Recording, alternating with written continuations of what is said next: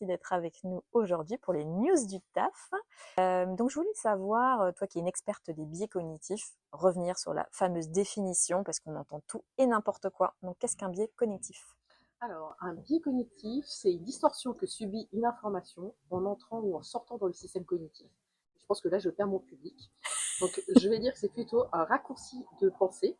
Ce qui nous intéresse, c'est dans les organisations et peut-être dans le recrutement, si on est très précis. Quels sont les biais à l'œuvre que tu vois, on va dire, deux ou trois principaux? Deux, trois principaux, compliqués, choisir c'est renoncer. Dans le livre, j'en ai déjà choisi 20 et déjà c'était un choix cornélien.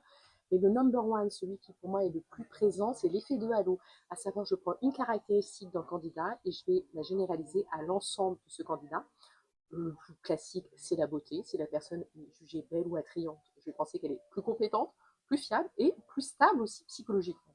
Alors que rien à voir, et elle va aussi avoir une meilleure rémunération. Donc l'effet de halo. Le deuxième, c'est le syndrome du scarabée ou le biais d'affinité.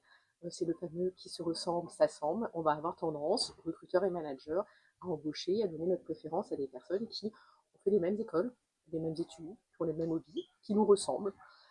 Et donc, tout ça, bien évidemment, au détriment de la diversité, de la créativité et de la performance au sein des organisations. Et si je dois choisir un troisième que j'ai beaucoup vu en recrutement, c'est l'erreur fondamentale d'attribution. À savoir, je vais penser que le comportement ou de ce que j'observe d'un candidat en face de moi est lié à sa personnalité ou à des choses qui sont propres à lui en interne, intrinsèquement à lui, sa personnalité, ses opinions, ses émotions, et je vais complètement faire fi de tout l'environnement et du contexte de la situation donnée. Un candidat ultra stressé en entretien, je vais me dire, je ne peux pas le retenir pour ce poste qui nécessite un grand sang-froid parce qu'il est très stressé par nature, by design, alors qu'en fait, c'est juste que depuis le matin, il a enchaîné les galères avec une panne de voiture, un problème de RER, son téléphone qui est tombé, etc. Donc on n'a pas jugé sa personnalité, on a jugé sa matinée. C'est quand même deux choses différentes.